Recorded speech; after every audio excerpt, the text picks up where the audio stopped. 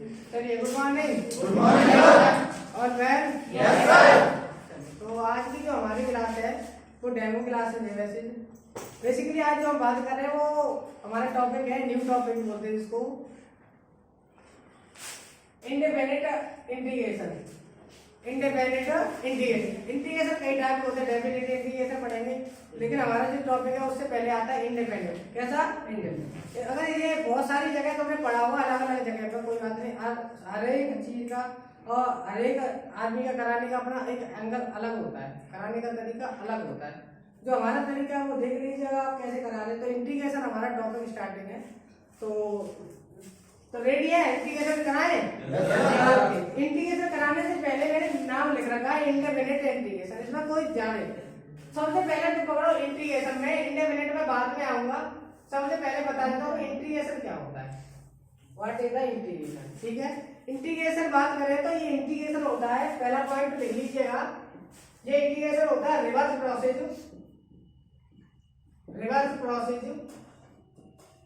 Of differentiation. Reverse process का मतलब होता है उल्टा होता है। जस्ट किसका उल्टा होता है? डिफरेंशिएशन। यानी कि जो तुम अवकलन पढ़ के आए हैं हिंदी में बोले तो उसका जस्ट उल्टा क्या होता है? इंटीग्रेशन। हिंदी में बोलते हैं इसको समाकलन। क्या बात समझ में आ रही है? धीमे धीमे पॉइंटों में बात करने में कोई दिक्कत नहीं है। सबसे पहले रिवर्स प्रोसेस ऑफ क्योंकि हम डिफरेंशिएशन को क्या बोलते हैं? डेरिवेटिव बोलते थे। क्या बोलते थे? डेरिवेटिव। तो इसको हम क्या बोलेंगे? क्योंकि जो उल्टा है तो इसको बोलेंगे हम एंटी डेरिवेटिव। क्या समझ भाई? तो जब पेपर में जो देगा इसका दूसरा पॉइंट है स्लोनेस आएंगे, इसके अलग अलग स्लोनेस मतलब समझ में आ रही है? स्लोनेस में इसको जो पेपर में जो तुम्हें देगा बना के कहीं भी लिखा देगा, इसे बोलेगा एंटी डेरिवेटिव। एंटी डेरिवेटिव या दूसरा नाम ऐसा होगा जो आपने कहीं सुना ही नहीं होगा। कुछ लोग तो बेसिकली मैं बोलूंगा तो मैं बोलेंगे और 100% भूलेंगे, मैं दावे के साथ कह सकता हूं। कुछ तो तुम में से भी ऐसे होंगे जो तुम मुझे भी बता देंगे वास्तव में हम नहीं भूले और रियलिटी। उसका नाम होता है, इसका स्लोनेस दूसरा नाम होता है प्रिमिटिव। प्रिमिटिव नाम से आए तो समझ जाना है कि क्या पूछ रहा है हमसे? समाकलन। क्या पूछ रहा है? समाकलन। क्या पूछ रहा है? इंटीग्रेशन। अगर एंटी डेरिवेटिव आए तो समझ जाना क्या पूछ रहा है हमें? क्या पूछ रहा है? समाकलन। तो समाकलन बेसिकली अगर बात करें तो जी उल्टा किसका है? डेरिवेटिव का। किसका उल्टा है? डेरिवेटिव। क्योंकि तुम डेरिवेटिव पढ़ के आए इसीलिए मैंने इंटीग्रेशन से स्टार्ट किया है और स्टार्टिंग करें। तो दूसरा पॉइंट ये हो गया। तीसरा पॉइंट बात कर लेते हैं इसकी, क्योंकि हम स्टार्टिंग में तुम पढ़ के आए डिफरेंशिएशन, तो हम स्टार्टिंग कैसे करते हैं? डिफरेंशिएशन की करते हैं। अगर तुम है ना differentiation F D over D x, क्या ये डिफरेंशिएशन का साइन है? अरे हाँ है ना? अगर मैं जाके फंक्शन ले लूं एफ एक्स प्लस सी तो तुम वो बता देंगे कि जब डिफरेंशिएशन का होगा, क्योंकि पता है फलन का क्या होता है? 2x का डिफरेंशिएशन क्या होता है? 2x। तो ये फलन है तो इसका क्या होगा? फलन ही होगा। अरे कैपिटल एक्स होगा और कांस्टेंट का क्या हो जाता है? 0। मतलब उसे लिखो या ना लिखो, बात समझ में आ रही है? तो इसीलिए ये क्या हो गया? F x. तो इसका डेरिवेटिव क्या होता है? F x. क्लियर है? तो हमने बात स्टार्टिंग की है डेरिवेटिव से, जो तुम्हें पता है वही चीजों के पास बात करेंगे और अदर बात नहीं करेंगे। आगे देखो, क्योंकि हमें इंटीग्रेशन पढ़ना है तो एफ एक्स का अगर मुझे इंटीग्रेशन चाहिए तो मुझे क्या मिलेगा? रिवर्स में, क्योंकि डेरिवेटिव उल्टा है, डिफरेंशिएशन का उल्टा है समाकलन, तो इसका उल्टा कौन मिलेगा? डिफरेंशिएशन। तो मैं बोल सकता हूँ एफ एक्स प्लस सी। क्या बात समझ में आई? क्योंकि ये दोनों कैसे आपस में विपरीत है, उल्टे हैं। जब उल्टे तो उल्टा ही होगा। एफ एक्स का समाकलन का चिन्ह क्या होता है? ये होता है। आगे इस पूरी कहानी में एक बात है सी। इस पूरी कहानी में एक बात है सी। सी को बोलते हैं कांस्टेंट वैल्यू। क्या बोलते हैं? Constant value. क्या समाकलन में लगाना कंपलसरी है? अरे हाँ बिल्कुल कंपलसरी। क्या डेरिवेटिव में कंपलसरी नहीं है? तो हम डेरिवेटिव में सी को 0 मान लेते हैं, मतलब 0 है ही नहीं। इधर देखो, क्योंकि सी क्या है? वो कांस्टेंट वैल्यू है। अगर सी कांस्टेंट वैल्यू है तो कांस्टेंट वैल्यू के लिए मुझे वैल्यू कुछ भी हो सकती है। सी की वैल्यू 2 हो सकती है, 4 हो सकती है, 0 हो सकती है, -3 हो सकती है, -50 हो सकती है, -50,000 हो सकती है। यानी कि कोई भी वैल्यू ले, सी वाई का करेगा कैरी करेगा। क्लियर है? तो सी का है डेफिनेट है क्या इंडेफिनेट है? सी की वैल्यू तुम बताओ, निश्चित है क्या अनिश्चित है? अनिश्चित। क्या है? अनिश्चित। तो सी अगर निश्चित ना है तो सी का है? अनिश्चित। इसीलिए जब पूरे टॉपिक को नाम पढ़ेगा कहा इंडेफिनिट इंटीग्रेशन। क्या बात समझ में आई? केवल मैंने तुम्हें एक चीज बताई है कि जाको नाम कैसे पढ़ो है, तो नाम कैसे पढ़ो जाको इंटीग्रेशन केवल और केवल सी के कारण का पढ़ो है इंडेफिनिट। इंडेफिनिट समझ में आ गई? तो बोल सकते हैं हम, लिख सकते जाए, लिख लो जाए C is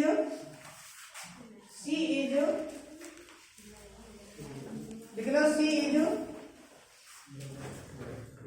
देखो value of C is independent. Value of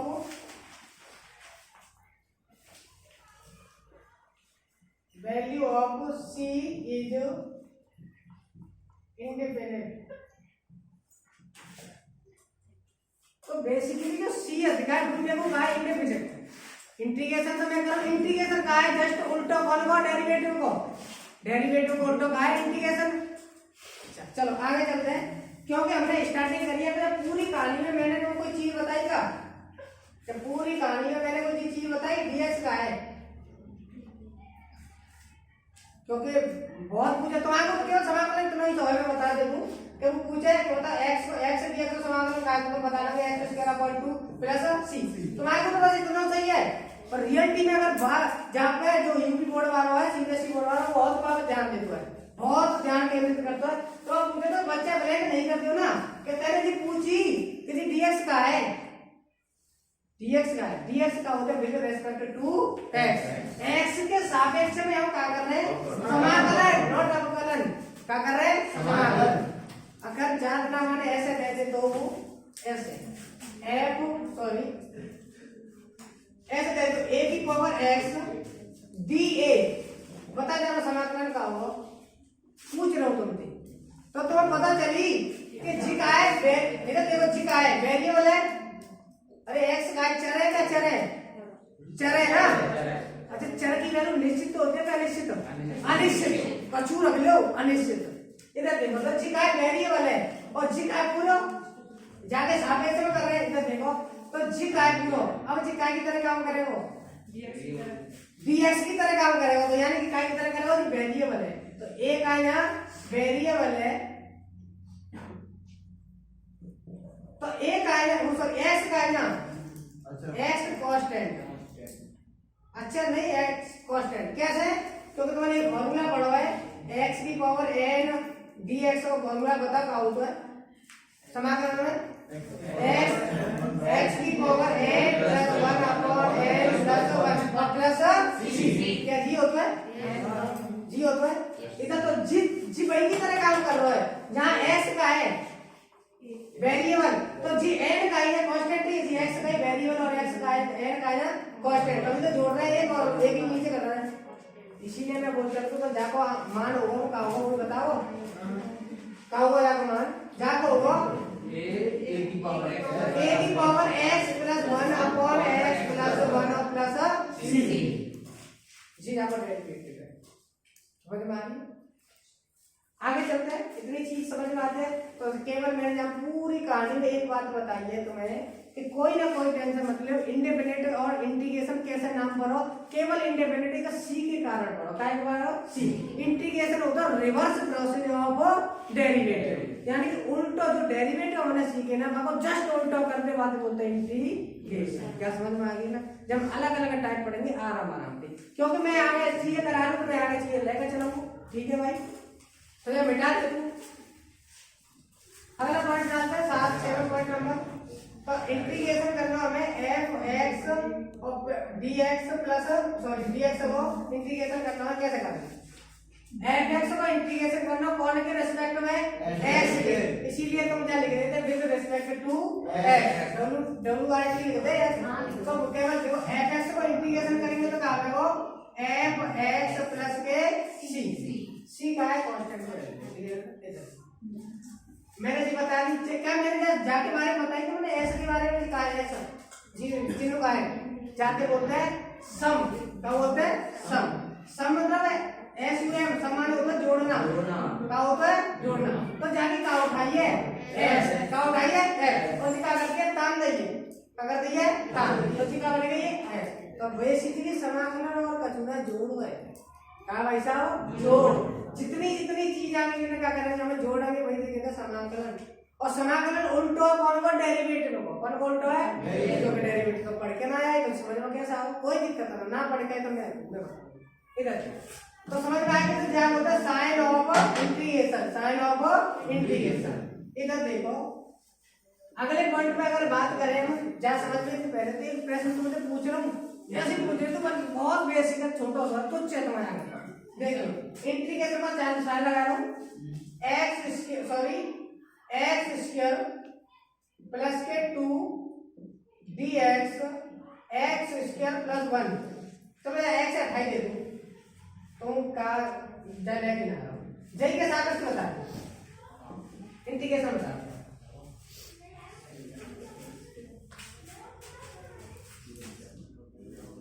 जल और ये बताओ एक्स स्क्वायर प्लस 2 और एक्स प्लस 1 को डेरिवेटिव बताना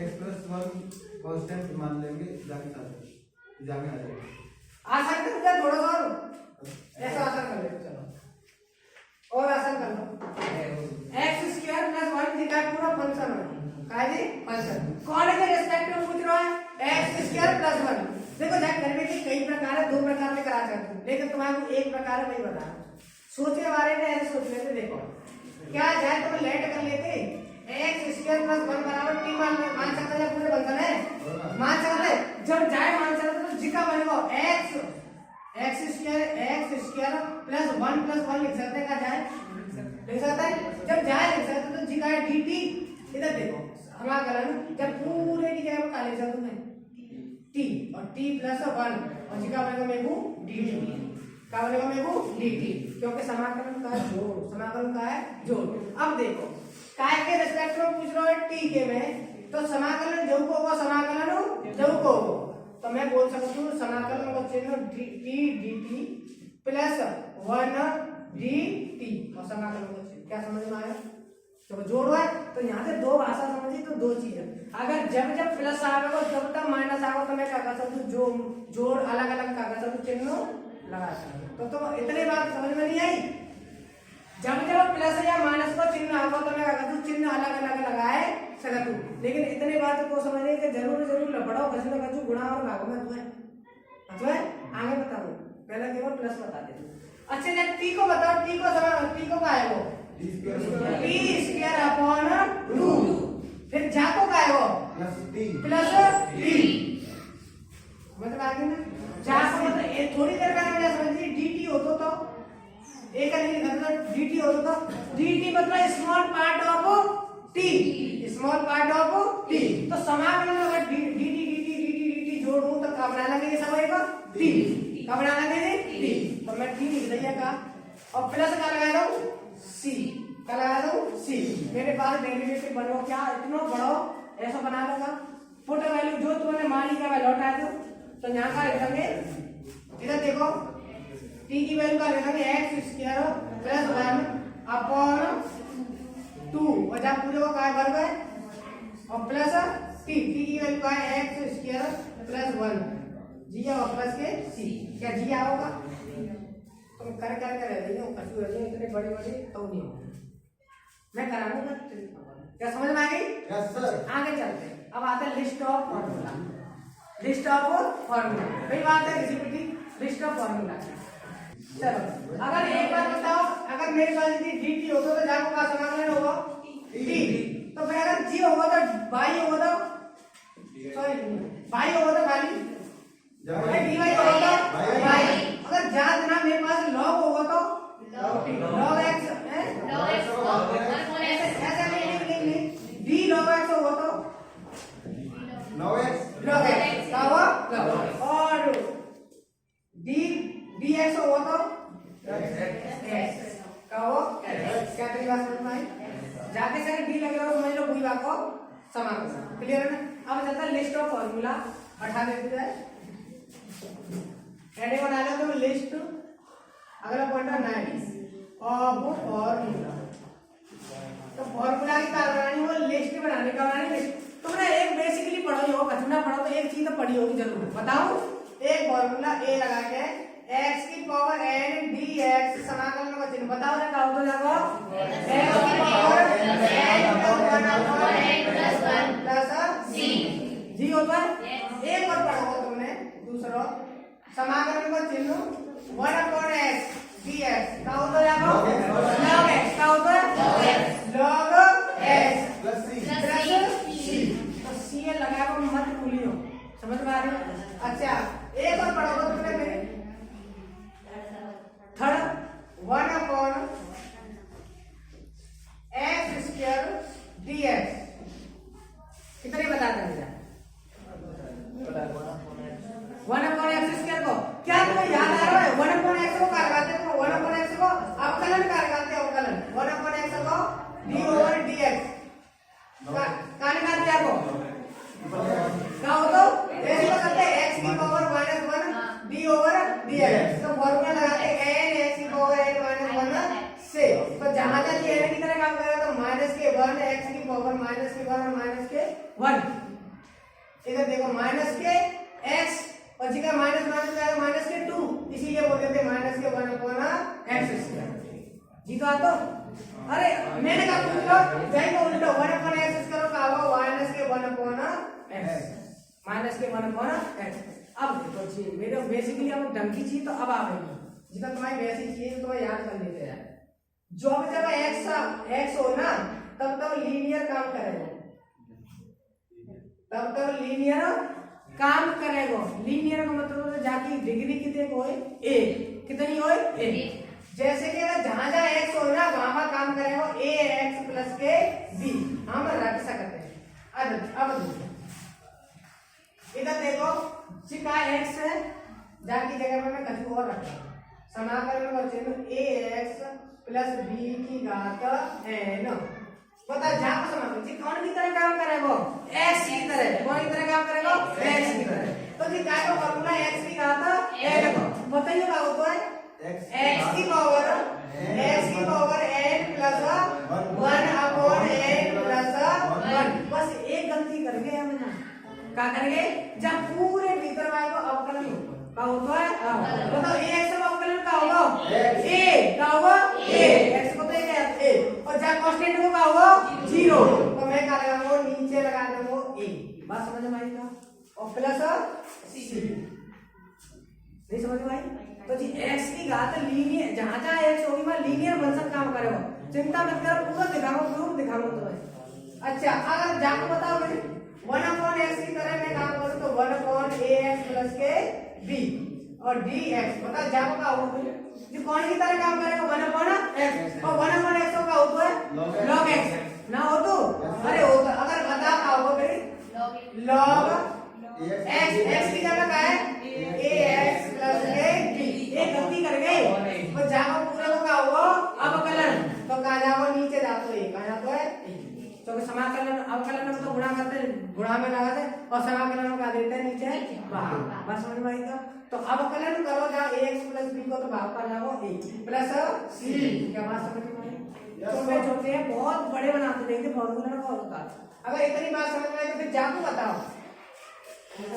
1/ax + b की घात 2 dx जाको बताइए क्या होगा कौन की तरह काम करेगा 1/x तो जाको का है -1/x अरे ये अवकलन ही तो है जाको और जी समाकलन ही तो है जी जाको log x को क्या होता है अवकलन 1/x और 1/x को क्या होगा अच्छा x की पावर n को क्या होता है अवकलन n x की पावर n -1 ही तो होता है और वहां पर वो तो केवल x की घात n चाहिए तो वहां को तो x की घात n + 1/n + 1 समझ में आ जाएगा। जहां जहां x वहां लीनियर फंक्शन काम करेगा, लीनियर फंक्शन देखो जी कौन की तरह काम करेगा -के 1/x की तरह काम करेगा। अब देखो -के ax + के b रखूंगा आएगा लेकिन एक गलती कर गए जब पूरे को क्या होगा अवकलन ax को क्या होगा a और b को क्या होगा 0 नीचे रखूंगा ऊपर जाओ ऊपर नीचे जाओ तो ऊपर क्योंकि नीचे वाली संख्या ऊपर जाते ऊपर वाली संख्या नीचे जहां कमी पड़ गई कहां कमी पड़ गई ऊपर के नीचे ऊपर तो ऊपर लगेगा और प्लस सी, इतने फॉर्मूला उतार बात कर रहे हैं। बताओ अब कल बताना e की पावर x को अब कल बताओ ऊपर e की पावर x होता है तो देखो समाकलन का होगा e की पावर x उल्टा e की पावर x को समाकलन होगा e की पावर x, सही है। तो एक बात बता, जहां जहां x मामा लीनियर हो सकता पड़ेगा तो मैं अपनी ओर से एक फार्मूला बना के दे रहा हूं e की power ax plus b dx, बता क्या हो जाता है e की पावर ax प्लस के b, और एक गलती करेंगे कहां नीचे कहां जाएगी a और प्लस c, क्या समझ में आई? लीनियर बन। अब अगर ये बात समझ में आ गई तो एक और बताओ, रूट x का अवकलन क्या होता है? 1/2 रूट x, पक्की बात है? Yes sir. तो रूट, एक बात बताओ, ये बात अगर समझ में आ गई तो एक समाकलन ज्यादा करा लेते पहले जगह दो, समझ में आ जाएगा। एक प्रश्न पूछ लेते तुम भी, अगर तुम पे आता तो एक प्रश्न बताओ, e की पावर ln रूट में x डेरिवेटिव dx, बताओ।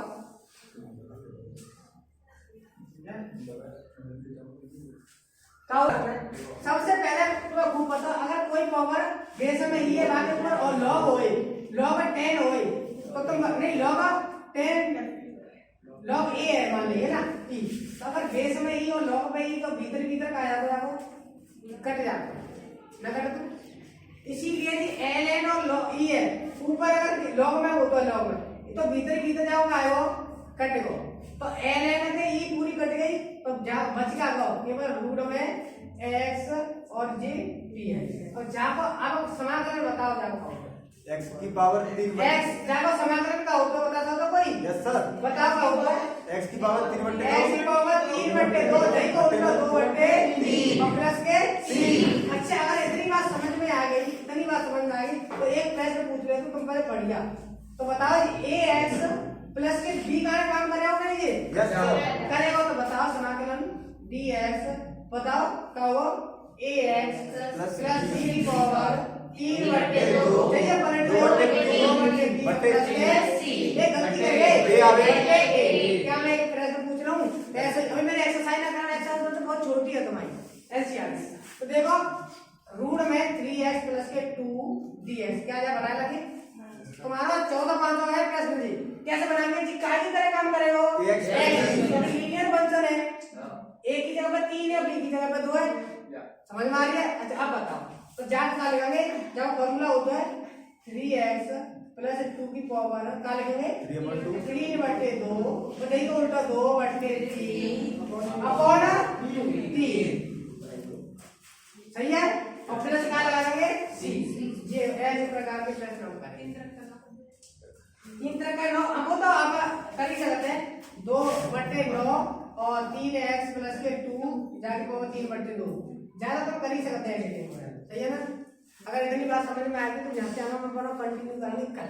केवल बेसिक बताया मैंने, कोई चीज ना बताई मैंने, तुम्हें ना पढ़ाया केवल चीज बताई, रिलेटिव इंटीग्रेशन बता, आप 3-4 प्रश्न पूछ रहा हूँ। इंडिपेंडेंट इंटीग्रेशन कैसे नाम कराओ, क्योंकि सी इंटीग्रेशन का मतलब होता है उल्टा, कौन को उल्टा? डेरिवेटिव, कौन को उल्टा? डेरिवेटिव। क्या है, क्या इंटीग्रेशन के दो नाम आते हैं, एंटी डेरिवेटिव अथवा है, अरे प्रिमिटिव अथवा है, समझ में आ गई है ना? ठीक है, थैंक यू वेरी मच।